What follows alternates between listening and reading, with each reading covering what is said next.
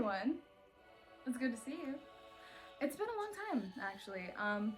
I wanted to give a little piece of advice from me to you, just from something that I picked up around my time in my life and just stuff in general. You have to put your energy somewhere to create anything in your life. I know that sounds kind of crazy, but it's true. Don't get it twisted. You can't be sitting on the couch and expecting for things to happen. You can't be putting energy nowhere and then expecting to be a millionaire tomorrow or have your goals or be successful tomorrow. It doesn't even have to do with money. But just to achieve your goals tomorrow, you have to put your energy somewhere. You can't be moping around thinking that like, oh, life is so hard. And then expect things to happen. I'm sorry, sweetheart, that's not how it's gonna work. And let me tell you how it would. Put your energy anywhere. Anywhere. Even if it's helping in the community, even if it's helping at your church, even if it's pursuing a passion like singing or something fun that you want to do, that's totally fine. But you have to put your energy somewhere to achieve anything ever. Like with me. Something that I did, I started in the PTSA at my school because I was familiar with it. I did it in middle school and I knew that I would meet some people. So I started there. And then I founded this other club at my school called the Hospitality Club, which kind of encompassed what the PTSA did, but expanded it better to make that first organization's life a little easier. We did that. And then after that, I wanted to start a culinary club because I've always had a passion for cooking and teaching and doing and I felt that it was something that people needed. It failed. And I went to the school didn't approve it, and that's totally fine. And I moved on, and I founded the Cootie Care Pantry, which is where everything kind of blew up, right? I founded the Cootie Care Pantry because it came from a deep-seated passion of mine. It came from knowing that I was lucky in life and knowing that others weren't. And I feel like that is a monumental model that everyone in the world can agree to. And then after the Cootie Care Pantry, the School Pantry Coalition started. And then we started helping all these other schools do this stuff. But it wouldn't have started if I didn't try in the first place.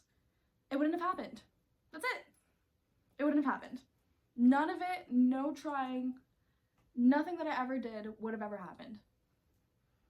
You have to give yourself the chance to mess up and even give yourself the opportunity to even find the success that you're looking for. You have to give yourself the chance, or if not, you're robbing yourself of what could have been. It's like one of my favorite things that I remember that Kerry Washington used to talk about is she said, and this is if you believe in God, if you don't believe in God, that's totally fine, but it kind of goes with the same thing. She said, let's say it's like a train station. Let's say you're trying to catch your train, which in the train is success. You have to pray and put the energy into praying and run for that train.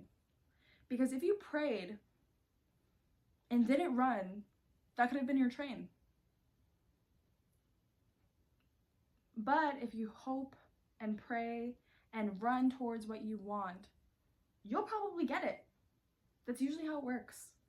And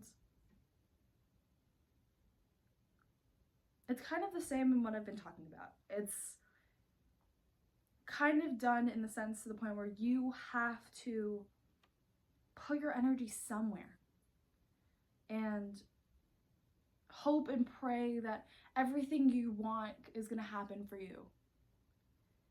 And then freaking work like hell. That's how it works.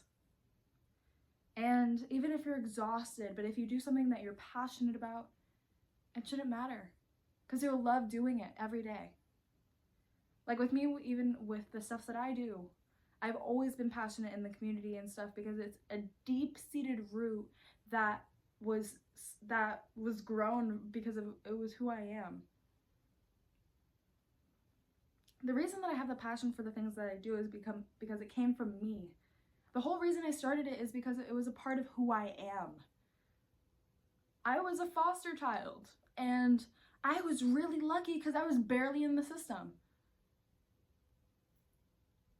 And the thing is, I know that I was privileged, and I know that I had this chance that so many people die for to get out. And with that in mind, I wanted to make sure that those people never felt that they didn't have anything to hold on to, especially when it came to school. Because it's something that we all have to do. I took a system that was already created and optimized it, because the system is never going to go away. School is never going to go away. We're all going to be stuck in school, even if it's outdated, even if it's unfair, even if people disagree with it. School is always going to be there.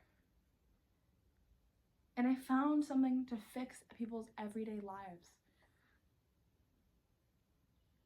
But it all came from a thought of who I was. That's it. That's all that it came from. It came from me wondering and looking for who I was, and thinking about what already happened to me and how I can help stop those things for other people. The best companies are made from that.